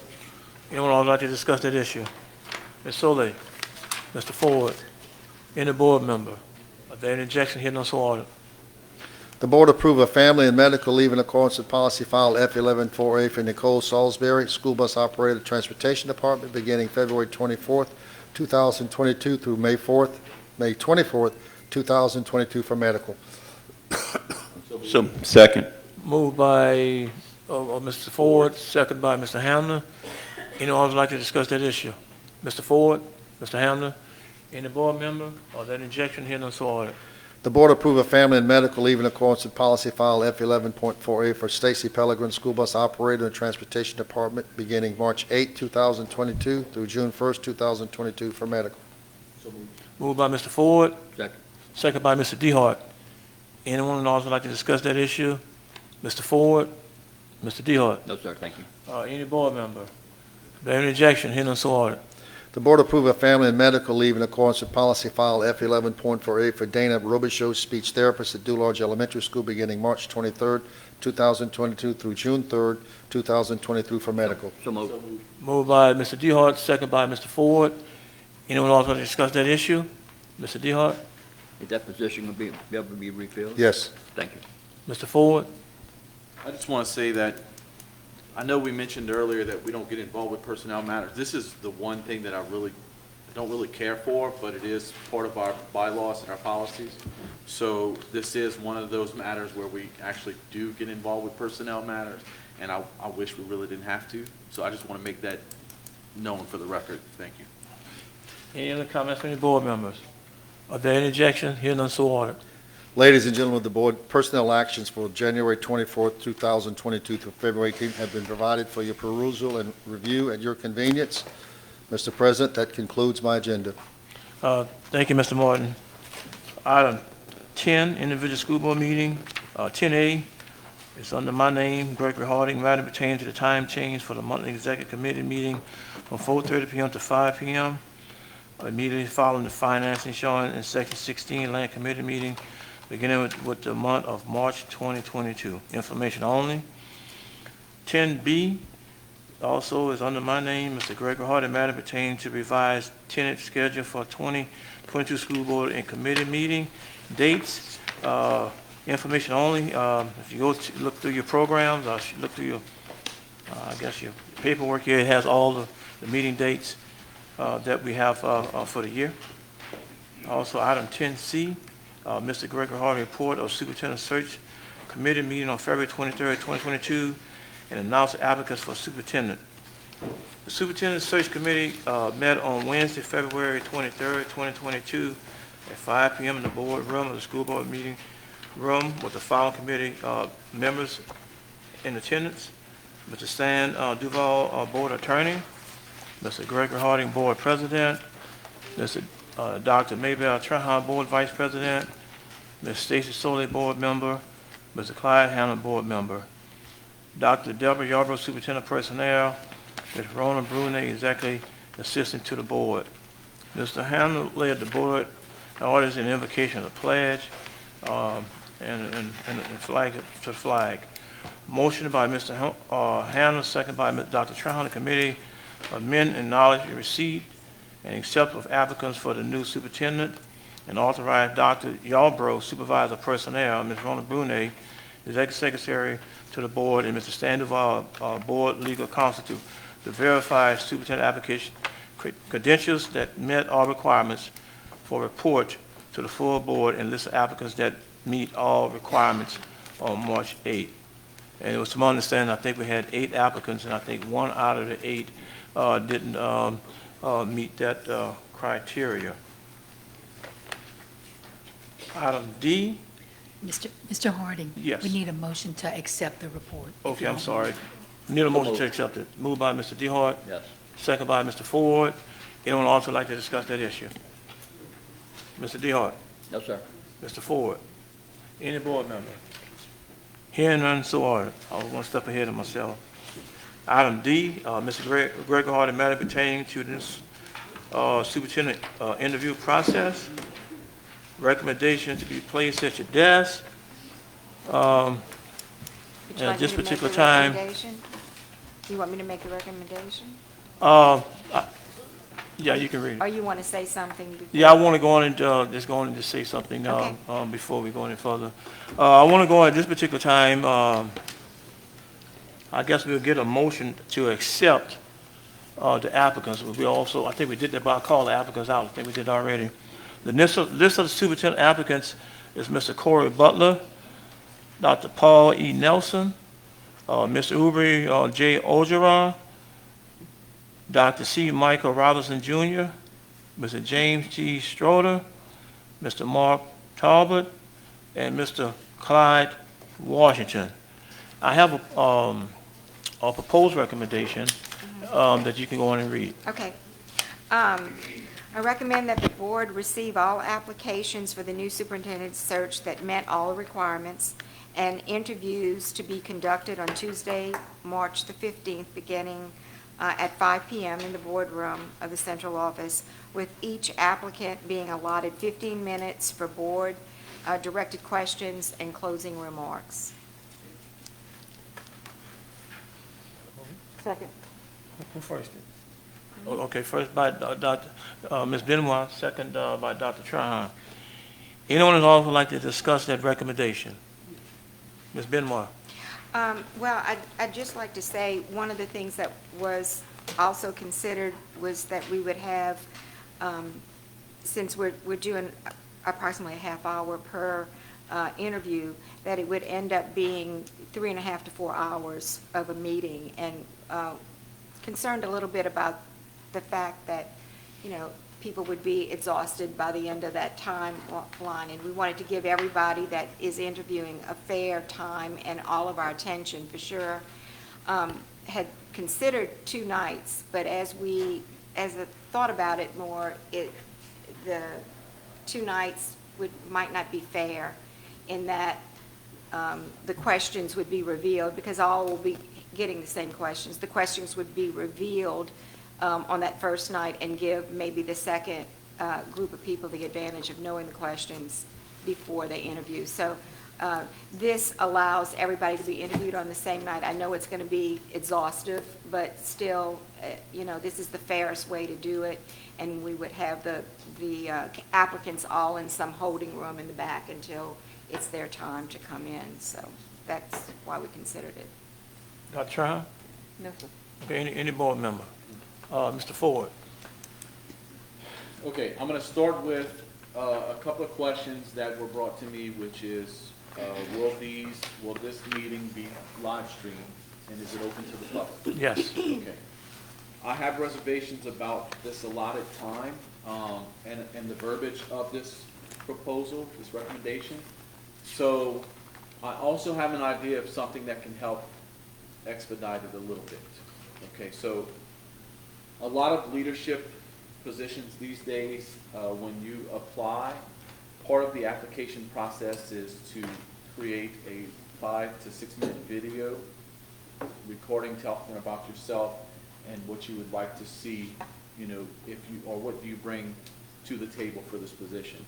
So I would love to see our applicants create a 5 to 6 minute video where they're just speaking to the camera, and we are given that or presented to us prior to this meeting, and it can be made public also, so we can kind of let them speak a little bit in their video, and we can get an idea of them, because I'm going to tell you, 15 minutes is not going to be long enough. 30 minutes is going to be pushing it.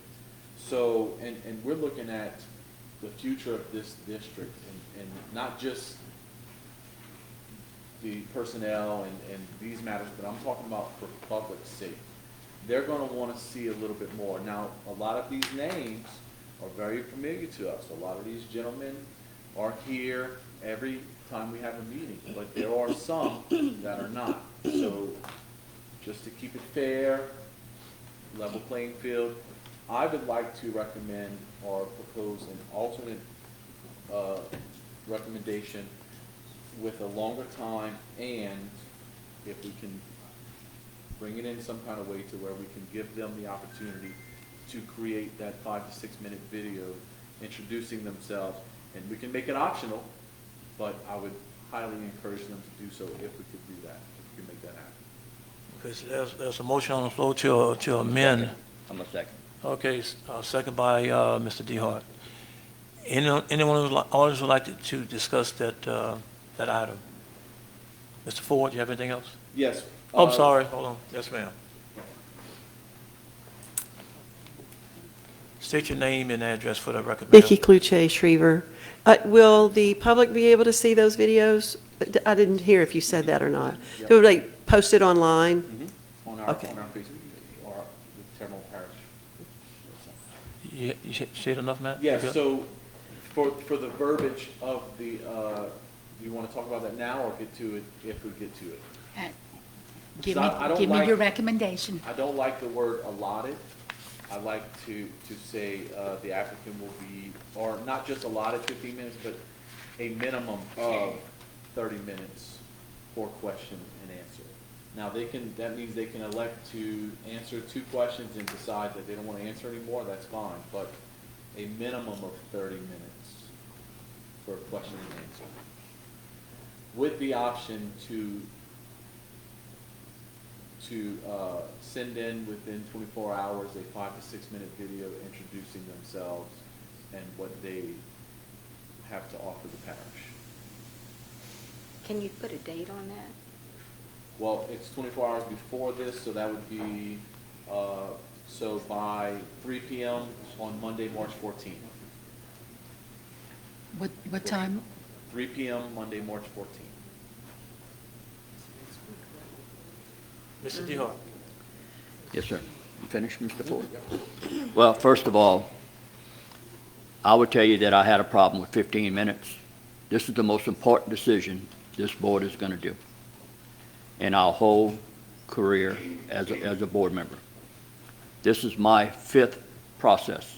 We never did limit it to 15 minutes, and I know what we're trying to do, and I respect the intent of trying to make sure we don't stay here for hours and hours, but if it takes hours, that's our obligation to do that. The second thing I would like to say is that the chairperson, the president of the board, has the gavel, and if we stay on target and do this professional like it's done in the past, we were very successful. If you get out of line and start asking personal questions, which is really out of line, that's when the gavel ought to come down and try and particularly stay to the topic about your qualifications and stuff like that. So I like that idea. The time frame is very crucial, and I second Mr. Ford's motion with saying that we need more time, whatever it takes. But at the same time, if those videos can't be done, I don't want it to hamper that. So I'll just having caution that I don't know if we can accomplish that in a short period of time. It's going to be a monumental task, but nothing's impossible if we try. But at least I think we need more time than 15 minutes, and that's why I second the motion. Thank you. Any other board member? I agree with Mr. DeHart on the time. I don't know about the video, but I think we need more than 15 minutes. Ms. Benoit? Well, the intent of this was 15 minutes for their presentation and another additional 15 minutes for the board to discuss. So a total of 30 minutes is what they had. I know, but that was the intent of it. I don't know if this is the right What you got, place to make this. We got one applicant, we got a nice program, and we don't have nothing of the other applicants' qualifications, letters, and to make it an even playing field, I don't think we should have recommendation letters in everything, the packet that the person turned in, you know, or nothing from the other person, you know. Just want to make it, you know, fair that, you know, I should, don't look at nobody's stuff or look at everybody, you know. Letters of recommendations and everything, we should be able to see everybody one, just to make it an even playing field. Okay. Mr. Ford? To expound what Mr. Lagarde is saying, we do have the resume of one of the applicants, but we don't have the other 6. So it would be nice if we could have a copy of each one of them, you know, to bring and study and kind of look up.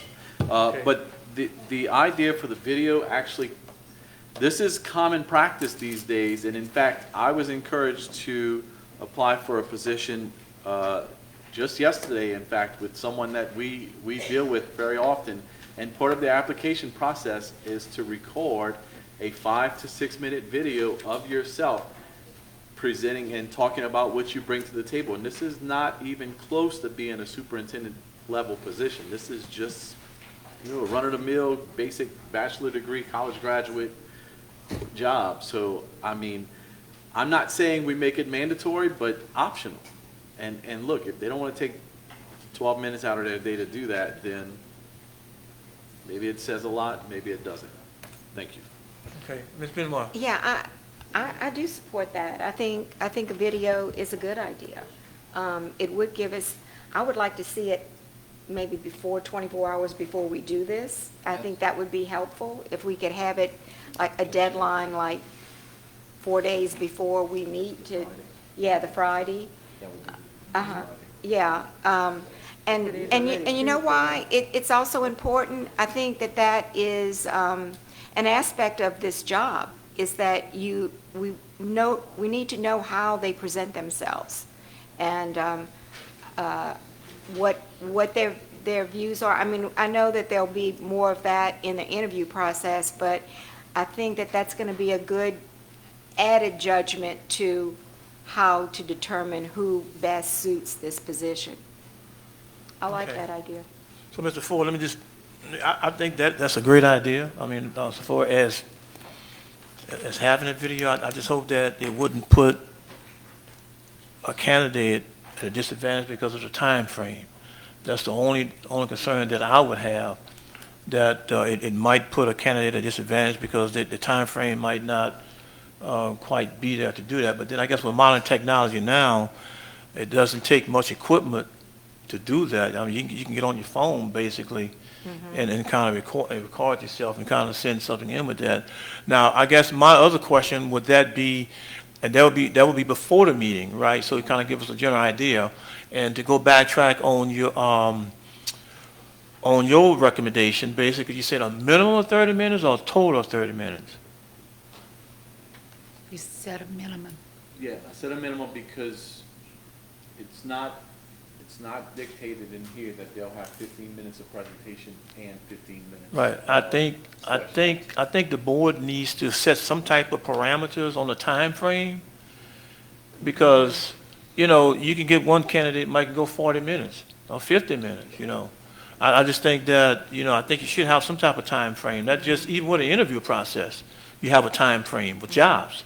You don't just go on and on and on. So I think it needs to be a time frame. I think if we can get the 4 minutes or 5 minutes of the video prior to, I think a total of 30 minutes, I think is long enough. I mean, Dr. Yarbrough. So take out the minimum? Yeah, Doc. Could you please come to the mic, please? in your professional opinion, so far, and you done this many a times before, time-wise, I'm not trying to get you entangled in anything, I'm just trying to just use your professionalism to kind of assist us with this, because like I said, me and Mr. DeHart basically are the only two that actually done this before, and the rest is new at this. In my opinion, if you're going to go with the video where the person is giving you some background, letting you know what they have to offer, bring to the table, if they present that ahead of time, you have something. And then I think at least 30 minutes for questions and answers. That's right. It is a very important position, and 15 minutes go by like this. Thank you. So I don't see it being any less than 30 minutes. Okay. Okay, any other comments? Yeah, I have a comment. Yes, Mr. Hamlin. 30 minutes, I totally agree on.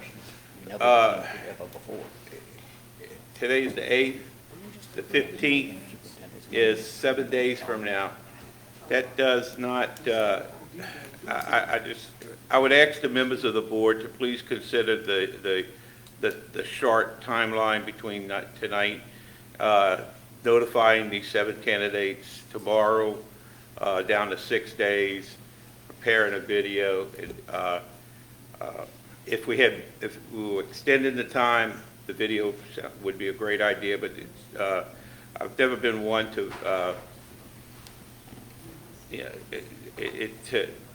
to really want to just rush it. And I'd hate to see some people doing a rushed video. We get a wrong idea, and then others don't do one at all, so we have no idea. You know, we need to keep it all on an even playing field. Because of the time, I like the idea, but it's just being introduced tonight, and therefore I don't think it's a fair thing to do in such a short time. That's just me. Mr. Ford. I'd like to ask a question of Mr. Martin. When the hurricane came through and they started assessing the damage, how much time did they give you to prepare for your talk with HTV or one of the radio stations, or anybody for that matter, regarding the damages in the school system and what we were going to do? 30 seconds. Thank you. Yeah. Mr. DeHart. The only last comment I'm gonna make is that really and truly, I want to take the time necessary to interview. That's the most important element that I've witnessed in the 4 superintendent searches we did before, and this is the 5th one, that I'm telling you right now, the interview process, and I'm not opposed to a video, but the interview process is where you really get to see the person, know the person, see the seniority about their answers, and no matter what questions anybody asks, you're going to see and respond to those kind of responses of what they respond to. And that has always been my way of interviewing, no matter what I read on paper, that person in front of me is where I get the most value in the process that I've experienced. So I just want to just voice that opinion. Thank you.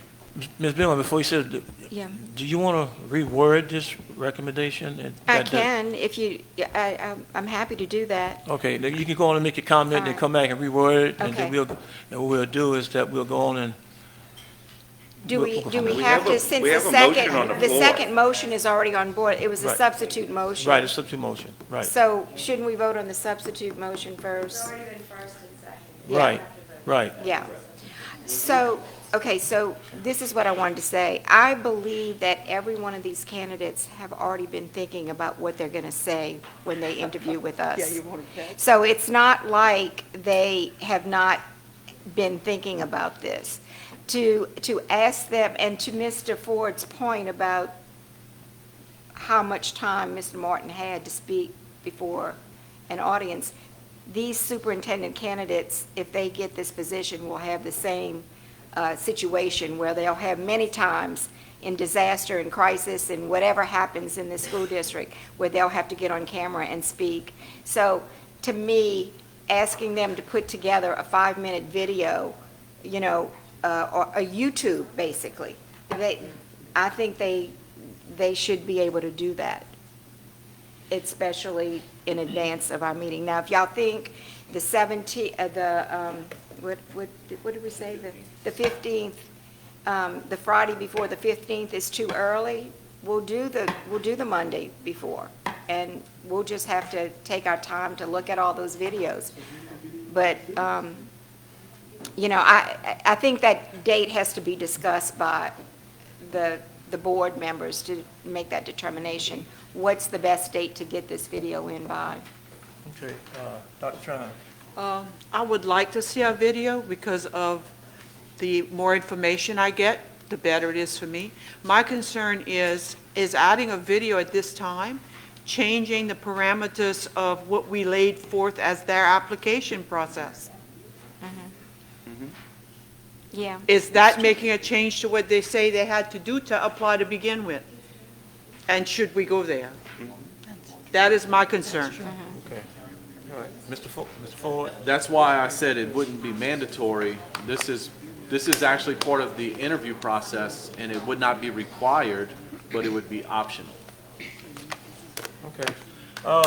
We got a substitute motion on the floor. Can you go in and read that so we can vote on it and move forward? Tailoring it off from what the original, the substitute would be that the board receive all applications for the new superintendent search that met all requirements. Interviews to be conducted on Tuesday, March 15th, 2022, beginning at 5 p.m. in the boardroom of the central office, with each applicant to be allotted a minimum of 30 minutes for board-directed questions and closing remarks, and further, to present a video, in parentheses I put optional, introducing themselves to the district by 3 p.m. Monday, March 14th. Okay, so a yes vote would be in favor of the substitute motion, a no Yes. vote would be against it. So roll call vote. Wait, did you want to change that minimum? Yes. The way it's worded, and I'm not involved in this, but just as I'm objective looking outside, this means someone's got to speak for 30 minutes if you say a minimum. Yeah. You need to say a maximum. It needs to say maximum. Yeah. You're correct, Mr. Morton, it needs to say Okay. maximum. All right, a yes vote would be in favor of the substitute motion, a no vote would be opposed to it.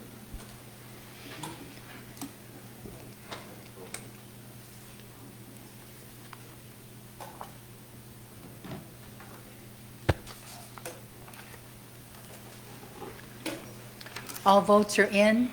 2 objections, Mr. Hamner and Mr. Harding. The vote is 2 nays, 7 yeas.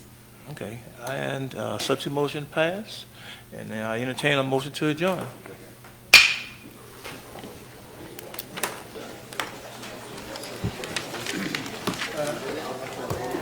Yeah. Dan,